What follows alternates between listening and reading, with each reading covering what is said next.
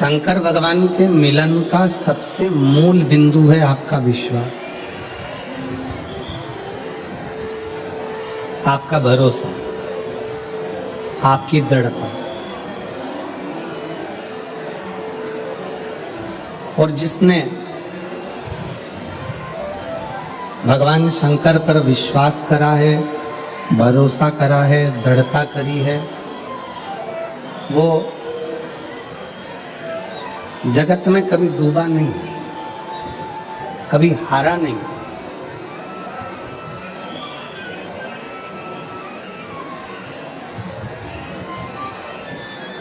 आप किसकी शरण में गए हैं, आप किसकी शरण में बैठे हैं, आप किसका भजन कर रहे हैं, आप किसकी शरणागति ग्रहण कर रहे हैं, ये आपके ऊपर निर्भर करता है।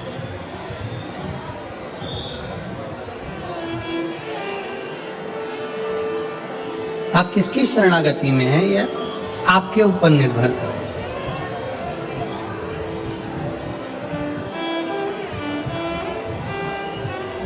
एक पेड़, वृक्ष पृथ्वी पर लगता है, पर शरणागति किसकी लेता है?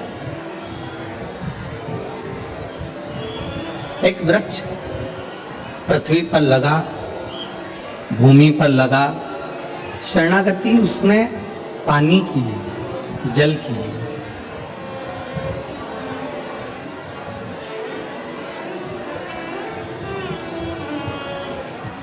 वृक्ष से पूछा गया कि ये पृथ्वी है, आकाश है, जल है, वायु है, आपको सबसे ज्यादा जरूरी शरणागति किसकी लेना चाहिए?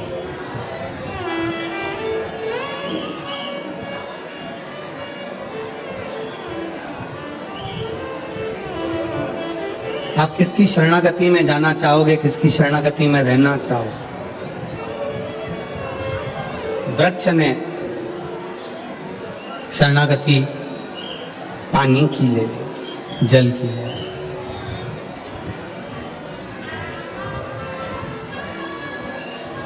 अब शिव महापुराण की कथा कहती है, आप जिसकी शरणागति ग्रहण करते हो, आप जिसकी शरणागति में रहते हो, आप जिसकी शरणागति लेते हो, वो आपको कभी भटकने नहीं देता, कभी डूबने नहीं देता, कभी गिरने नहीं देता।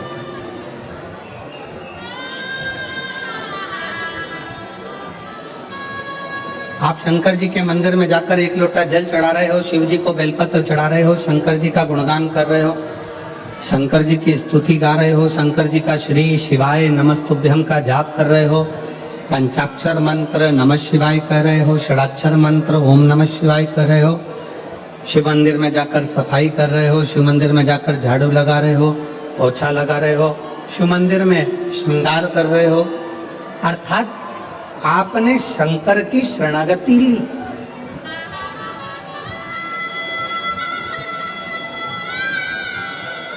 ये शिव महापुराण की कथा आप लाखों की संख्या में चाहे टीवी पर सुन रहे हो, मोबाइल पर सुन रहे हो, चाहे शहादा की इस पुण्यमय आनंदमय भूमि पर श्रवण कर रहे हो, ये शरणागति ही तो है।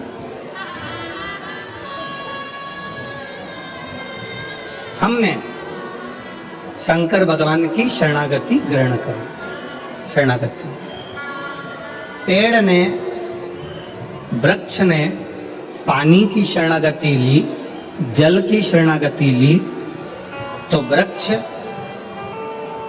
पानी की जब शरणागति ले लेता है तो लकड़ी का टुकड़ा जब पानी में जाता है, पानी सबको डुबो देती है।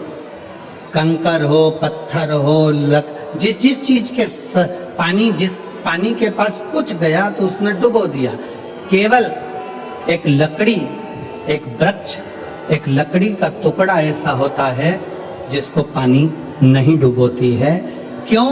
क्योंकि पानी कहती है इसने मेरी शरणागति, जब ये छोटा सा था तब से लेकर मैंने इसको बड़ा कर दिया और ये मेरी शरणागति लेता रहा, मेरे जल से ये आगे बढ़ता रहा, इसलिए मैं इसको डुबोऊंगी नहीं। उसी तरह जब हम शंकर की शरणागति ले लेते हैं तो शंकर हमें डुबोता नहीं, हमें डुबोएगा।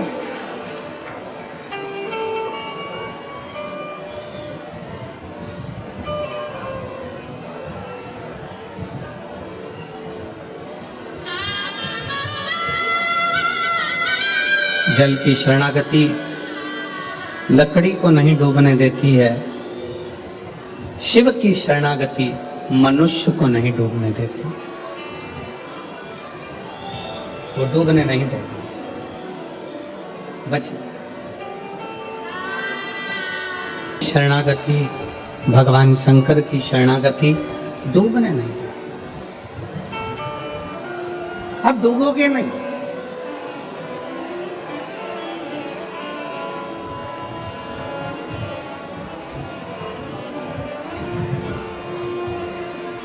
बस इस मृत्यु लोक में, इस संसार सागर में, इस भूमंडल में जब तक आप पृथ्वी पर रहें तब तक अच्छा कर्म करते रहें, श्रेष्ठ कर्म।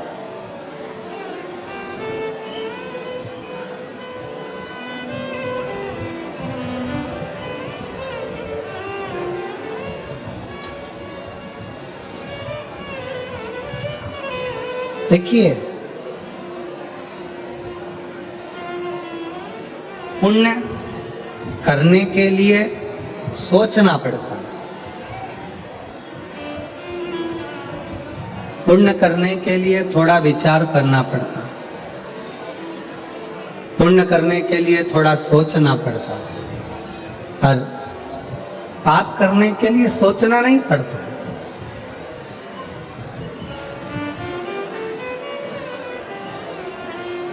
पाप अपने आप हो जाता है।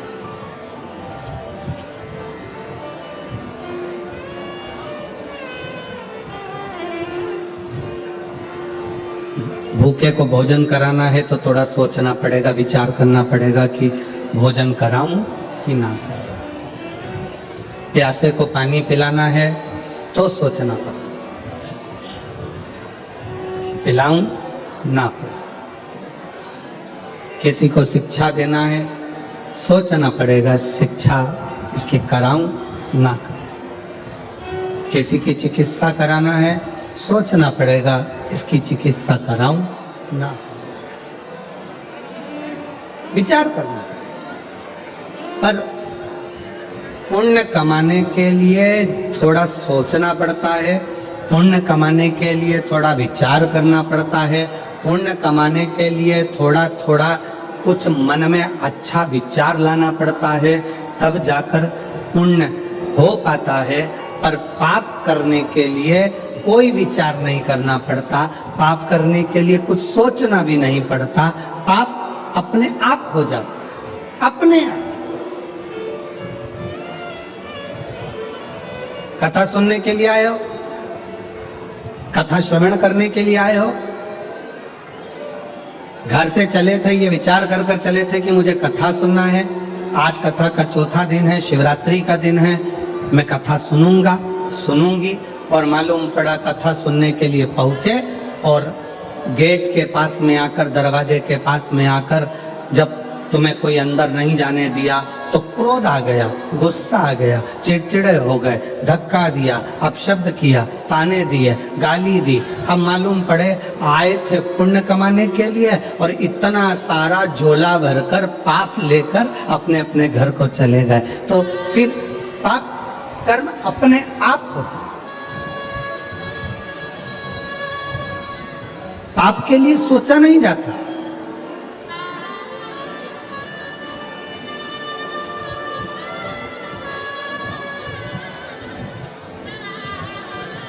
और फिर निवेदन करूं मैं आपको इस पवित्र शिव महापुराण कथा के दादा पांडवी जी ने इस पवित्र शिव महापुराण की कथा को शहादा में करा लिया।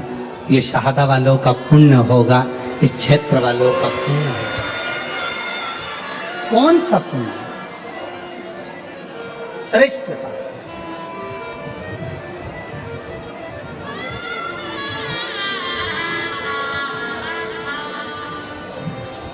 पांडवी जी पत्रों में आपके लिए लिखा है कि जब विधायक जी इस क्षेत्र में आए थे तो पुरुषों का तो नहीं मालूम, पर महिलाओं ने पांडवी जी से एक ही बात कही थी कि भाऊ हमारे क्षेत्र में कथा होना बड़ा कठिन है, पर हमको आप पर पूरा भरोसा है कि हमारी बहनों की मांग पूरी होगी और ये शिव पुराण यहाँ जाएगा।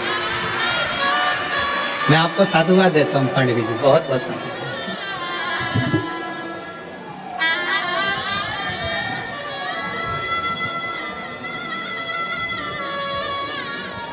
एक शिव भक्ति का मूल बिंदु है शिव महापुराण की कथा।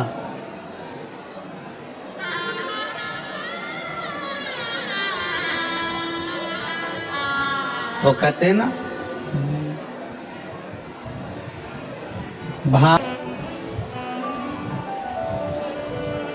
गुरु गोविंद सिंह जी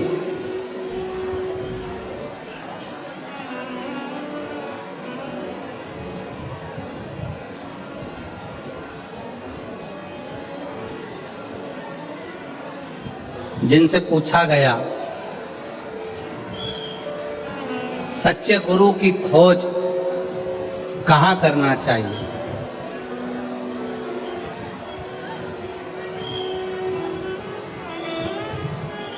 गुरु गोविंद सिंह जी से पूछा गया ईश्वर की खोज कहाँ करना चाहिए, सच्चे गुरु की खोज कहाँ करना चाहिए। तो गुरु गोविंद सिंह जी ने कहा, अगर सच्चे ईश्वर की खोज करना है, सच्चे गुरु की खोज करना है, तो गुरु ग्रंथ साहिब को, गुरुवाणी को श्रवण करना प्रारंभ करो।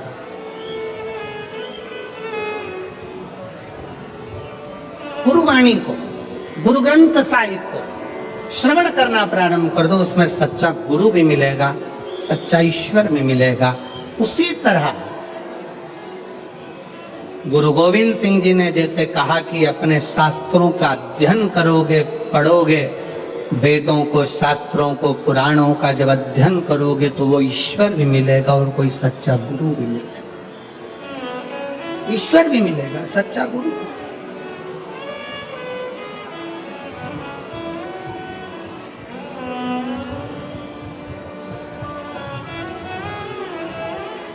भागवत जी किस किसने सुनी है? हाथ उठाओ जल्दी से। जिन्होंने श्रीमद् भागवत सुनी है वो लोग हाथ उठाएं। सबने सुनी है? रख लो।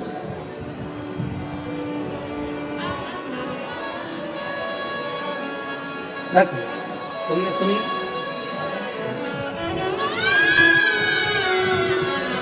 सब सुनो।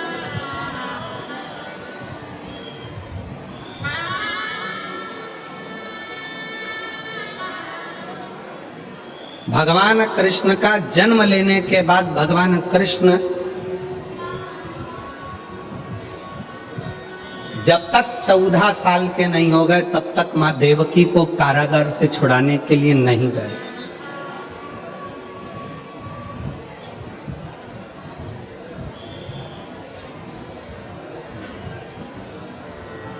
गए नहीं। कितने वर्ष के हो गए थे भगवान कृष्ण? जम के बोलो जरा। 14 वर्ष।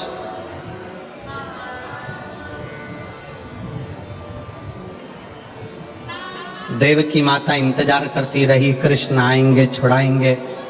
देवकी माता को मालूम पड़ा कि पूतना को मार दिया, तृणावत को मार दिया, अघासुर को मार दिया, बकासुर को मार दिया, इसको मार दिया, उसको मार दिया। कृष्ण आएंगे, छुड़ाएंगे, कृष्ण आएंगे, छुड़ाएंगे। बचपन में गोदी में पूतना का जो संहार कर देते हैं, तृणावत को जो बाल्यावस्था में ही मार देते हैं, वो चाहते तो पहले, सबसे पहले जाकर माता देवकी को कारागार से छुड़ा देते। छुड़ाया क्या? 1 साल के हो गए, 6 महीने के हो गए, 4 महीने के हो गए, 8 साल के हो गए, 5 साल के हो गए। छुड़ाने गए क्या माता देवकी को? जम के बोलो जरा। नहीं। देवकी माँ इंतजार करती रही, कृष्ण आएंगे, मुझे छुड़ाएंगे। श्रीमद् भागवत का संवाद है, बड़ा सुंदर संवाद। इंतजार करते आएंगे, छुड़ाएंगे, आएंगे, छुड़ाएंगे। यहाँ पर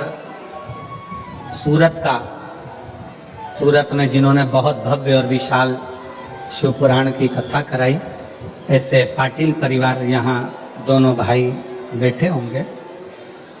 कहाँ बैठे होंगे? अच्छा, उधर बैठे। जब ये दोनों भाई ने एक बात हमसे, हम जब इनके निज निवास पर ठहरे हुए थे तो इन्होंने पूछा था कि गुरुजी, ऐसा क्या योग संजोग बना कि ये शिव महापुराण की कथा हमारे सूरत में, सिरपुर में चल रही थी और यहाँ आकर पक्की हो गई और सूरत में कथा हो गई। तो हमने इन पाटिल परिवार से एक ही बात कही कि इसको कराने वाले आप और हम नहीं हैं, ये पूर्व से उस परमात्मा के खाते में लिखा हुआ था, तारीख भी वही लिखता है और देता भी वही। मैं धन्यवाद दूंगा।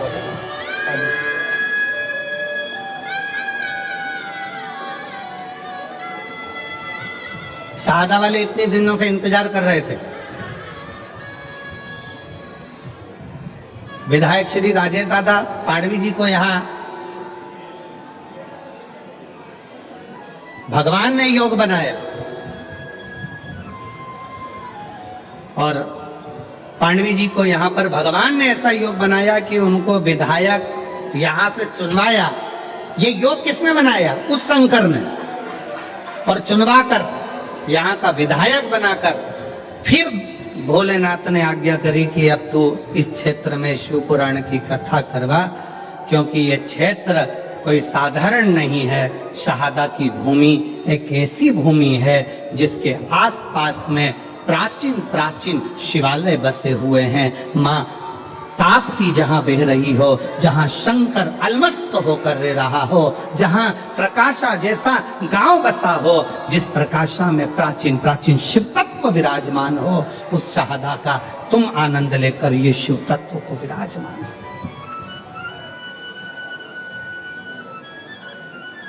जहां का देवी मंदिर हो, गणेश मंदिर हो, प्राचीनता की एक शाखा है।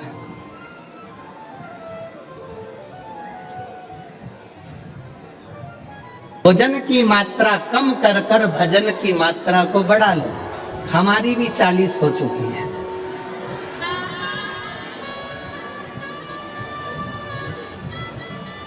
इसलिए भजन की मात्रा बढ़ाना जरूरी है। केवल कहने से तुम्हारे लिए नहीं, अपने लिए भी अमल किया जाए।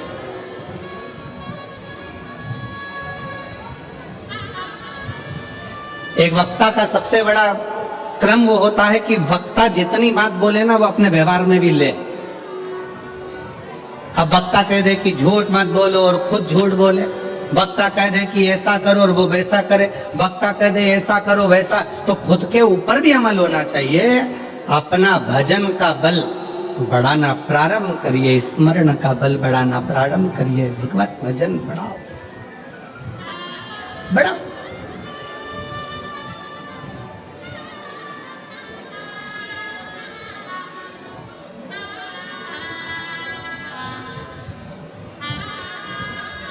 मेरे भगवान कृष्ण नहीं गए। 3 साल के हो गए, 4 साल के हो गए, 5 साल के हो गए। देवकी मैया इंतजार कर रही है, कृष्ण आएंगे छुड़ाएंगे, कृष्ण आएंगे छुड़ाएंगे, नहीं गए। भगवान कृष्ण जब माता देवकी को छुड़ाने के लिए पहुंचे तो देवकी माता ने भगवान कृष्ण को कहा, श्रीमद् भागवत का संवाद है। और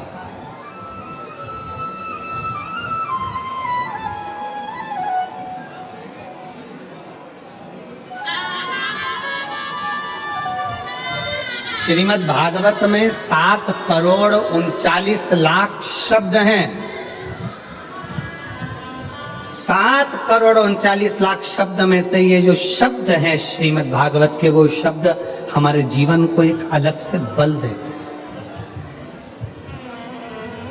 अलग से बल देते हैं।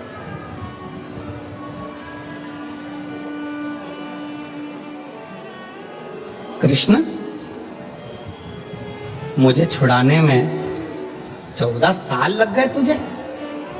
देवकी मां कह रही हैं, हे कृष्ण ताड़का को तूने बचपन में मार दिया 6 दिन का था, तृणावत को मार दिया 8 दिन का था, और मुझे छुड़ाने में तुझे 14 साल लग गए। तू आ जा रहा है मुझे छुड़ाने के लिए 14 साल के बाद। क्या तुझे देवकी मां की याद नहीं आई? हे कृष्ण, तू मुझे 14 साल के बाद छुड़ाने के लिए आया है। कृष्ण कहते हैं, हां मैया, मैं तुझे 14 वर्ष के बाद छुड़ाने के लिए आया। क्यों? हे कृष्ण, तूने मुझे छुड़ाने में 14 साल लगा दिए। 14 वर्ष, इतनी देर, इतनी देर।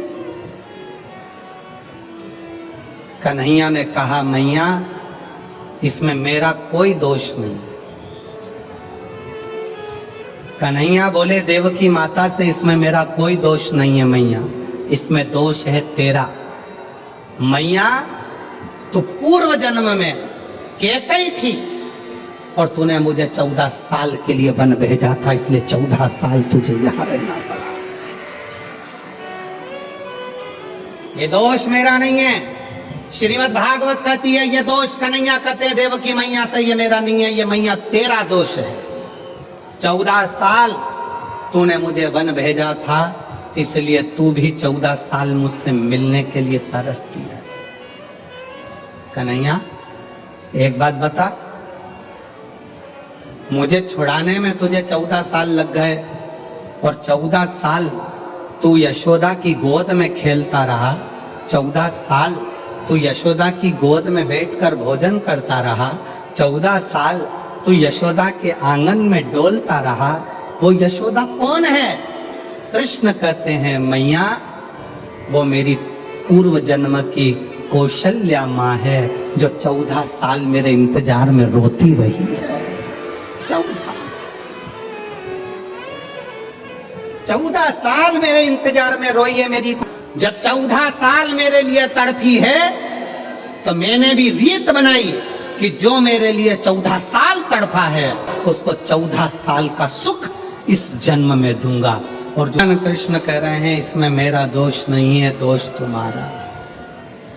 सावधान शहादा वालों, जितने आस्था चैनल पर कथा सुन रहे हो, जितने फेसबुक यूट्यूब पर सुन रहे हो, जितने इस पंडाल में बैठकर कथा सुन रहे हो, दूसरे पर दोष मत देना।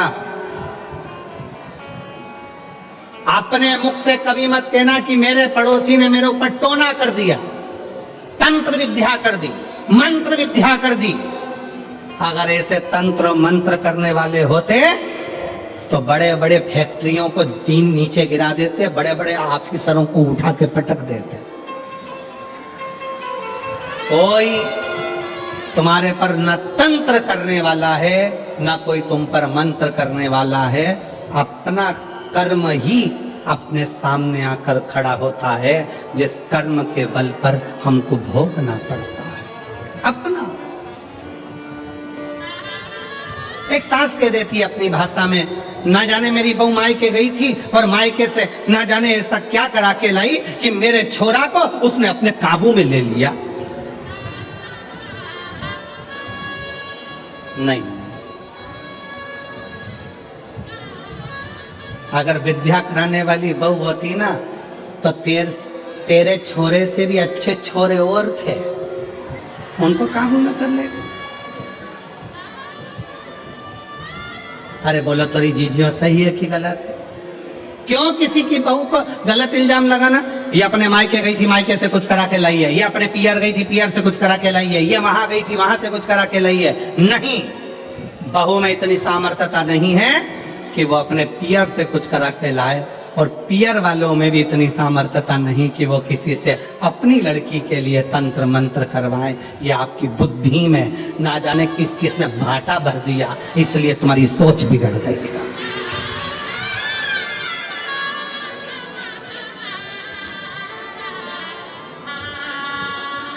फिर कहा, फिर कहीं पहुंच गई महाराज जी के पास। महाराज जी बताओ, मेरी बहू बहुत क्रोध करती है, इतना चिड़चिड़ करती है, इसको थोड़ा डाउन करो ना, डाउन।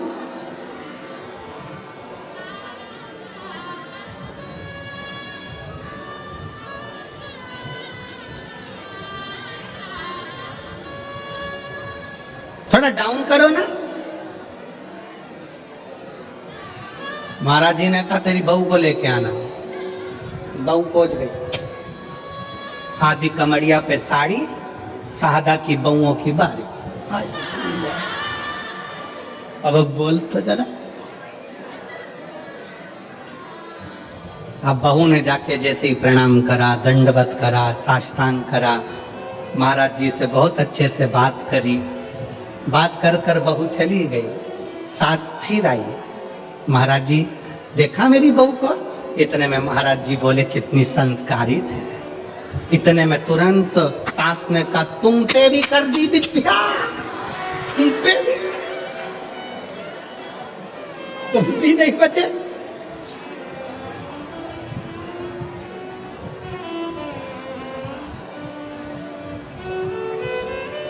अरे भाई, बहुओं की तीव्रता देखकर सास को प्रसन्नता होना चाहिए। तुम्हारी बहू को 4 व्हीलर गाड़ी चलाना आती है, तुम्हें प्रसन्न होना चाहिए। तुम्हारी बहू को 2 व्हीलर गाड़ी चलाना आती है, तुम्हें प्रसन्नता होना चाहिए। तुम्हारी बहू बाजार कर कर आ जाए, तुम्हें प्रसन्नता होना चाहिए। तुम्हारी बहू लैपटॉप पर काम करे, तुम्हें प्रसन्नता होना चाहिए। तुम्हारी बहू तुम्हारे बच्चों को अच्छी शिक्षा दे, तुम्हें प्रसन्नता होना चाहिए। प्रसन्नता होना चाहिए कि कम से कम मेरी जिंदगी तो निकल गई, और आने वाला समय इतना बदलाव का समय है, उसके जमाने में ऐसी बहू का होना बहुत जरूरी है।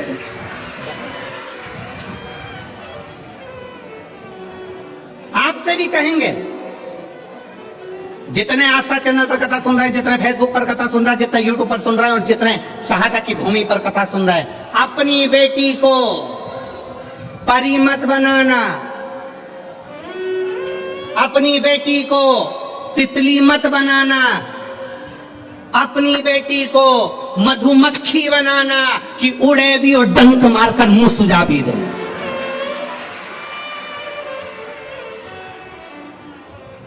गया तितली का जमाना, गया परी का जमाना। अपनी बेटी को मधुमक्खी बनाओ, जो शहद जैसी मिठास अपनी वाणी में भी रखे, और अगर कहीं का घूर कर देख ले और हरकत कर दे तो मुंह सुझा दे एक में धर के। ऐसी बनाओ मधुमक्खी, तितली नहीं, परी नहीं। एक कलयुग में बेटी को मधुमक्खी बनने की जरूरत है। मधुमक्खी। ये छोटी छोटी बच्चियों के साथ गलत कृत्य हो रहा है, कहीं कुछ हो रहा है, कहीं कुछ हो रहा है। उनका सबसे बड़ी गलती है माँ बाप की कि अपनी बेटी को परी बनाया, तितली बनाया, और उसको मधुमक्खी नहीं बनाया। मधुमक्खी जैसा डंक उसके अंदर उत्पन्न करो, जैसे जीजाबाई में था, जैसे अहिल्याबाई में था, झांसी की रानी में। वो डंक होना चाहिए उसके अंदर।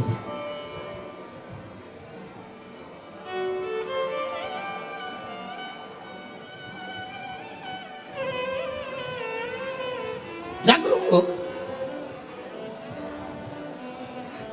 बहू में आगे बढ़कर काम करे तो प्रसन्न हो। बहू को 4 व्हीलर आए प्रसन्न हो, बहू को 2 व्हीलर आए प्रसन्न हो। क्यों? बेटा दुकान पर होगा, बेटा सर्विस में होगा, और सास को एकदम सीने में दर्द हो गया, कौन लेकर जाएगा? तुरंत बहू, मम्मी चिंता मत करना, मैं बैठी हूं। इतने में सास सोचेगी तेरे चक्कर में तो अटैक आया, बहू तेरे चक्कर में मैं बैठी हूं, तुम चिंता मत करो, और तुम्हें तिल्दी जाने नहीं दूंगी। जैसे सावित्री अपने सत्यवान को ले आई थी, कलयुग की बहू अगर प्रबल है तो अपनी सास को हॉस्पिटल से फिर घर लेकर आ जाती।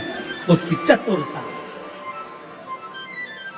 जितने तो पति बात नहीं करते डॉक्टर से, उतनी बहू में बात कर लेती। डॉक्टर साहब हमारी मम्मी को क्या हो गया? सिर पे पल्लू वल्लू लेके खड़ी हो जाएगी हॉस्पिटल में। क्या है? सिस्टर सिस्टर बॉटल खत्म हो रही है, जल्दी उतारो, इधर आओ। अभी खत्म तो होने तो मैडम, अभी खत्म। अरे मैडम गई चूल्हा में, चल उतार, इधर। हॉस्पिटल में पर्चा बनवाने गई तो वहां पहुंच गई पर्चे में, ये 3 टेबलेट का तुमने बिल ज्यादा जोड़ लिया, और पति भाई बाजू में खड़ा उसका मुंह देख रहा, तुझे कैसे मालूम? वो बोली मैंने मोबाइल में सर्च करा था, इतने की थी और ये इतने में लगा रहा है। कम करता है कि मोबाइल है, अभी बनाऊं वीडियो इतने। जी जी, मैं हाथ जोड़ता तेरे। पति उसको देखकर आश्चर्य में पड़ गया और घर आकर बोला, अगर तू नहीं होती तो मेरी अम्मा घर नहीं आती, सीधे शमशान चली जाती।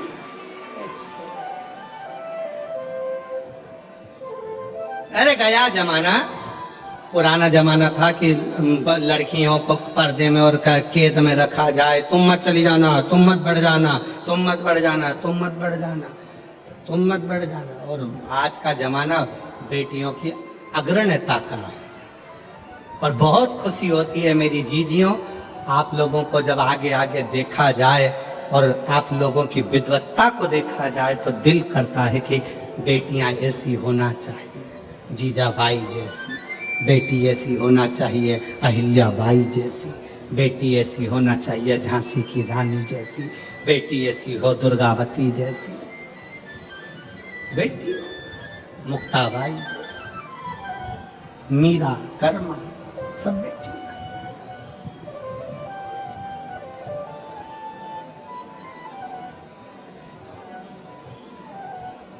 अगली बार कथा करने आऊंगा तो कथा में एक भी सास नहीं आएगी, एक भी नहीं।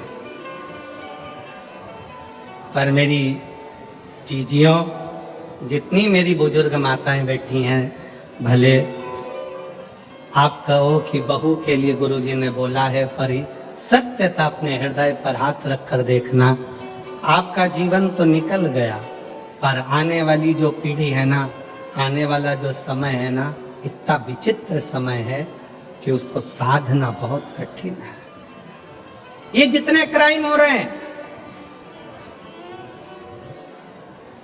जितने क्राइम भारत में हो रहे हैं, इस क्राइम को प्रशासन कभी नहीं रोक सकता, इस क्राइम को सरकार कभी नहीं रोक सकती। दबाव बनाएगी, डराएगी, पर क्राइम नहीं रोक सकती। क्राइम को रोकना आपकी और हमारी जवाबदारी है। जब हम अपने बच्चों को अच्छा संस्कार देंगे, अपने बच्चों को बचपन में ही हाथ में गीता पकड़ा देंगे, तो वो बच्चा अदालत में गीता पर हाथ नहीं रखेगा। अपना कर्म है कि अपने बच्चों को संस्कार दे।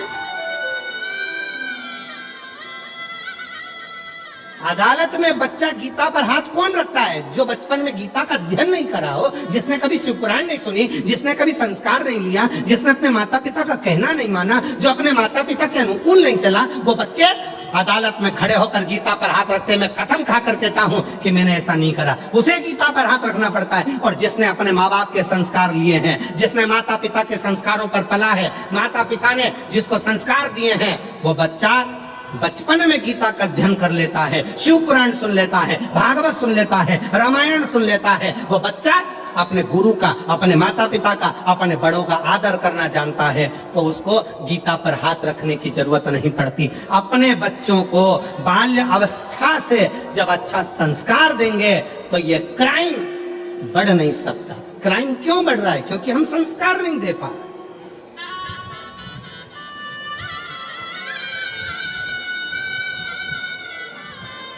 हम बच्चों को कार तो दे दिए, पर संस्कार नहीं दे पाए, संस्कार से वंचित कर दिया, संस्कारों से पढ़। अरे,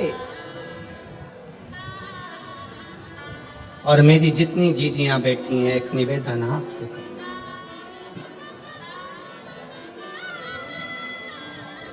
बड़ा विचित्र है, बहुत ध्यान देना। सास कितना भी पक्षपात करे, सास कितना भी अपशब्द कहे, सास कितना भी ताना दे, सास कितनी भी गाली दे, एक अच्छे पिता की बेटी का सबसे बड़ा लक्षण होता है कि वो अपनी सास की बातों का ध्यान ना करे, और कितनी भी गाली दे तो भी उसकी सेवा में कोई कमी ना रखी जाए, उसकी सेवा निरंतर निरंतर। क्या होता है? अग्नि पुराण को पढ़िएगा जरा, अग्नि पुराण के मां संध्या के तात्विक बल की कथा को पढ़िएगा। अग्नि पुराण कहती है, जब एक बहू सास कितनी भी गाली दे, अपशब्द कहे, ताना दे, आड़ा टेढ़ा बोले, पर बहू अपनी सास की तो भी सेवा करती है, पलट कर जवाब नहीं देती, उसका सम्मान करती है, तो वो बहू मरते दम तक किसी दरवाजे के धक्के नहीं खाती है। उस बहू की झोली कभी खाली नहीं रहती है और उसका भंडार कभी खाली नहीं मिलता, प्राप्त होता। बोलने दो, क्या किसको रोइए, जम के बोलो, जरा चादर तान के सोइए। आग लगे बस्ती में, प्रसन्न हो, आनंदित हो।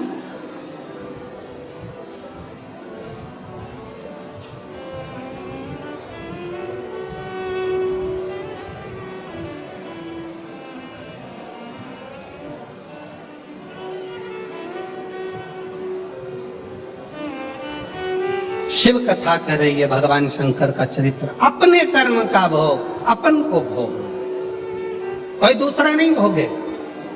और जब हम हमारे विश्वास के साथ, हमारे भरोसे के साथ, हमारी दृढ़ता के साथ, हमारे प्रबल भगवान शंकर पर किए गए भरोसे के साथ जब आगे बढ़ते हैं, तो हमारा किया गया पूर्व का बेकार कर्म जलकर समाप्त होता चले जाता है और व्यक्ति आगे की ओर बढ़ता चले जाता है। आगे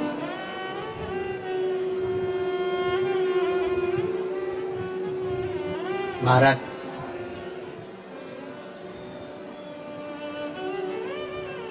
क्या है जो शिव ना दे? एक पत्र देखिए,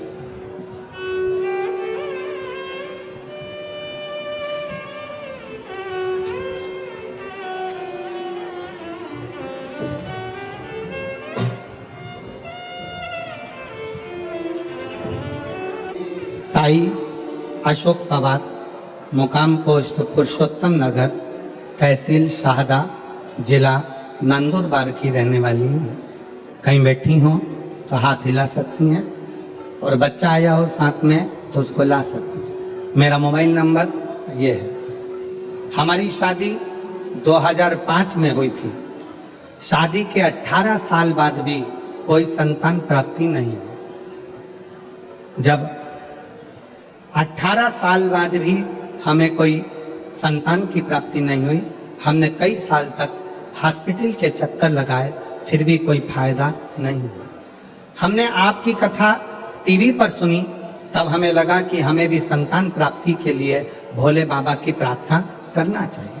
तब हमने भोले बाबा की दिल से प्रार्थना की, महाराज जी हमने आपकी पहली कथा मालेगांव में सुनी, मालेगांव से सुनना शुरू कर दी।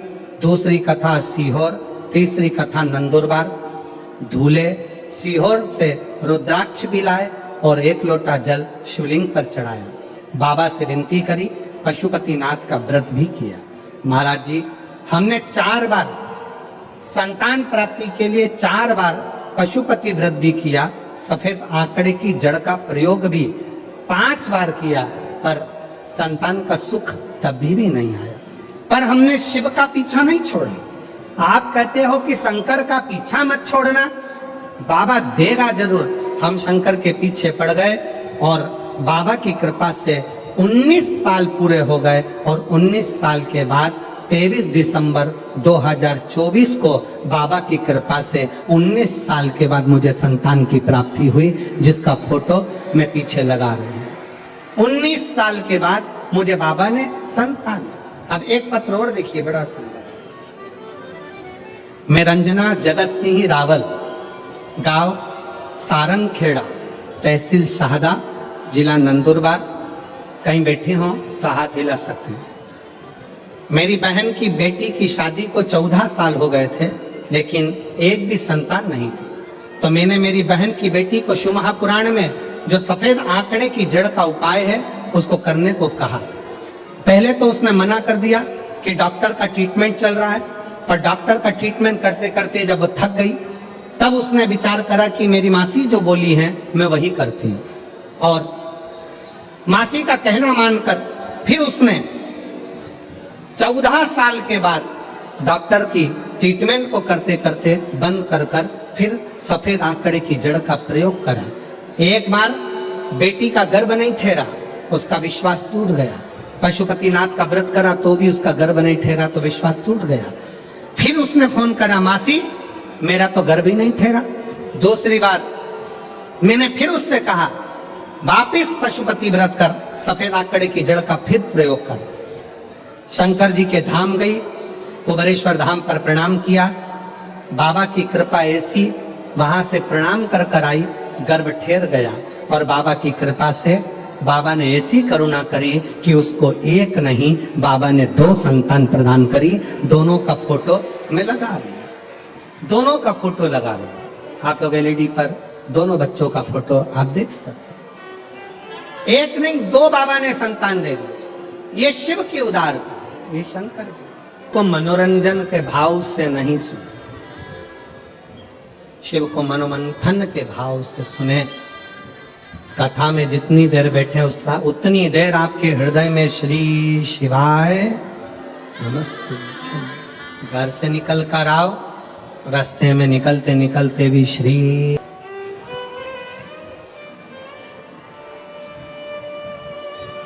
शिव से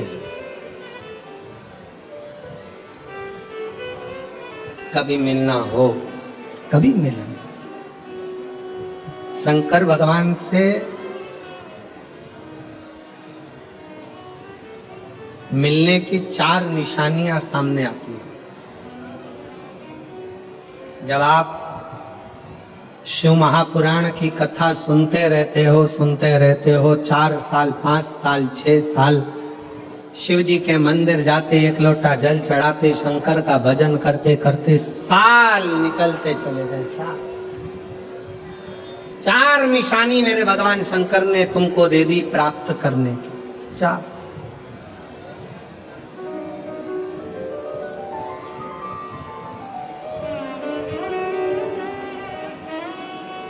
संकेत शिव मिलने के, शिव समागम के, शंकर को प्राप्त के। पहला संकेत भगवान शंकर देते हैं अपने भक्त को, जो भगवान शिव की कथा को निरंतर सुनता रहता है, शिवालय जाता रहता है, 1 लोटा जल चढ़ाता रहता है, शिव को भजता रहता है, श्री शिवाय नमस्तुभ्यम कहता रहता है। उसको पहला संकेत भगवान शंकर देते हैं अपने मिलन का, उसको स्वप्न में दर्शन देते हैं।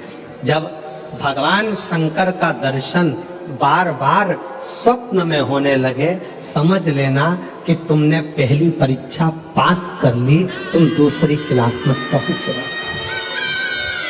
दूसरी क्लास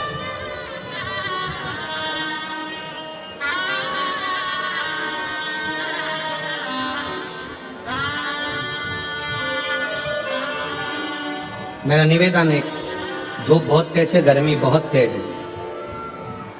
जितने लोग धूप में बैठे हैं, जो छाता लगाए हैं, चादर लगाए हैं, उनसे निवेदन है थोड़ी छांव वाली जगह पर ही बैठना। और 11 अप्रैल से जो 17 अप्रैल तक रतनगढ़ में कथा है, रतनगढ़ राजस्थान वालों से भी निवेदन है, अपने साथ एक चादर या छाता, पानी की 2 बोतल, बिछाने का सामान साथ में जरूर लेकर आना। अपनी दवाई गोली भी साथ में लेकर आना, क्योंकि गर्मी बहुत तेज है। रतनगढ़ भी राजस्थान है, गर्मी बहुत पड़ेगी, इसलिए अपने अपने साथ में चादर की छांव, मान लो पंडालों में जगह नहीं हो तो अपनी छांव तो अपन कर सकते हैं, खुद छाता लगा सकते हैं अपनी व्यवस्था के साथ, अपनी व्यवस्था। गर्मी अभी बहुत है, उसका स्मरण।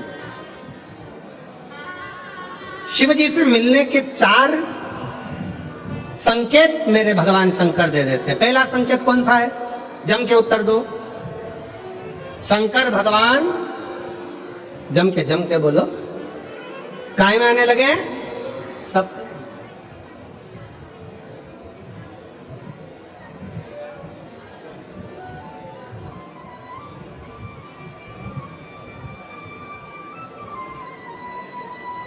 और रात शाम वो कहते हैं ना, रात शाम सपने में आए, वो कहते रात शिव सपने में आए।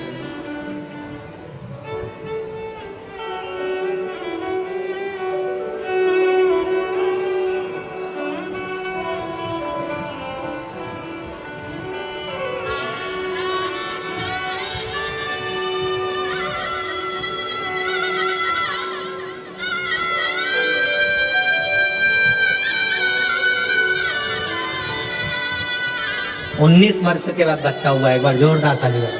साधु शंभो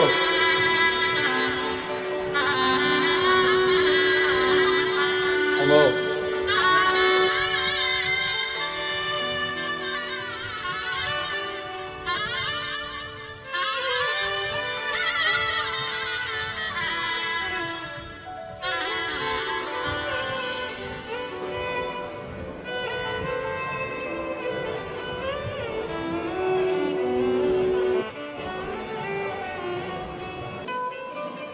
शंकर संकेत देते हैं, मिलन का संकेत। पहला संकेत स्वप्न, दूसरा संकेत अपने इष्ट मूर्ति का हलचल, और तीसरा संकेत जब आप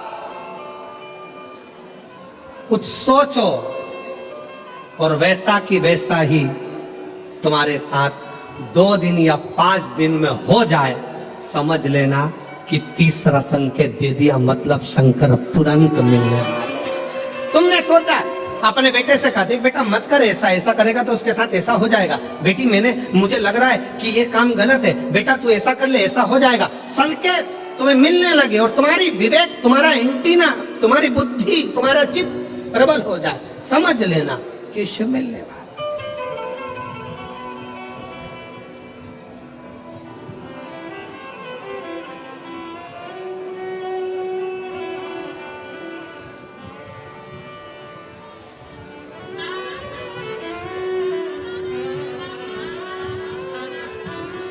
संकेत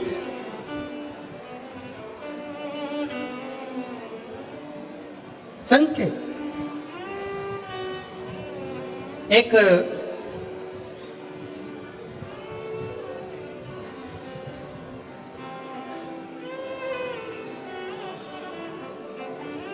संकेत शिव, तीसरे नंबर का संकेत भगवान शंकर देते हैं। जब आप शंकर के मंदिर में जाकर बैठो या अपने पूजन के स्थल पर जाकर बैठो और शंकर जी से आप बात कर रहे हो और उसका जवाब शिव देना प्रारंभ कर दें, संकेत में देना चालू कर दे, समझ लो शिव मिलने वाला। चौथा संकेत, अब चतुर्थ नंबर का संकेत, और ये संकेत नहीं, ये शिव का मिलना है। जब ये 3 परीक्षा पास हो जाती है तो चौथे नंबर की परीक्षा पास करने की जरूरत नहीं पड़ती है। दुनिया के लोग कहते हैं कि भगवान आते हैं 2-4 घंटे रुकते हैं, सब झूठ है। भगवान एक क्षण के लिए आता है और तुम्हारे सामने आकर तुम्हारे सामने से निकल कर चले जाता है और तुम्हें महसूस करा देता है कि मैं तेरे सामने आया था और निकल कर चले गया, तो मुझे पहचान नहीं पाया। आता है आए?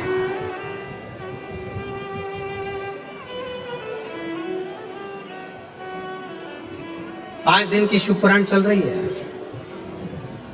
सुबह से लेकर रात तक, रात से लेकर सुबह तक, सुबह से लेकर रात तक 5 दिन की यह शिवपुराण कल विराम हो जाएगी। कल तक में तुमने 5 दिन जो सुबह भोजन से लेकर, नाश्ते से लेकर रात को सोने तक और सोने से सुबह तक, सुबह से फिर रात तक जो क्रम करा, 5 दिन का क्रम उठाकर देखना। अगर तुमने दिल से पंडाल में शिव महापुराण की कथा सुनी है तो श्रवण करने वाले को एक क्षण के लिए शंकर का दर्शन होता जरूर है, भले वो किसी अंश रूप में हो, वो होगा, प्राप्त हो। क्यों? ब्रह्मा ब्रह्मलोक में है, भगवान विष्णु वैकुंठ लोक में है, भगवान शंकर मृत्यु लोक में। ये मृत्यु लोक मेरे देवाधिदेव महादेव का है, शिव का।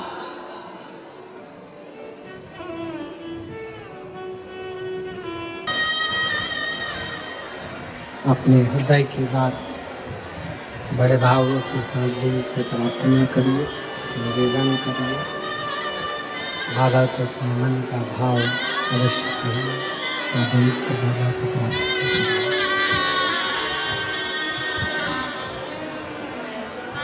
जहाँ जगह मिले वहाँ बैठकर भगवान शिव को अपने मन का भाव कहिए। आज कथा का चतुर्थ दिवस है।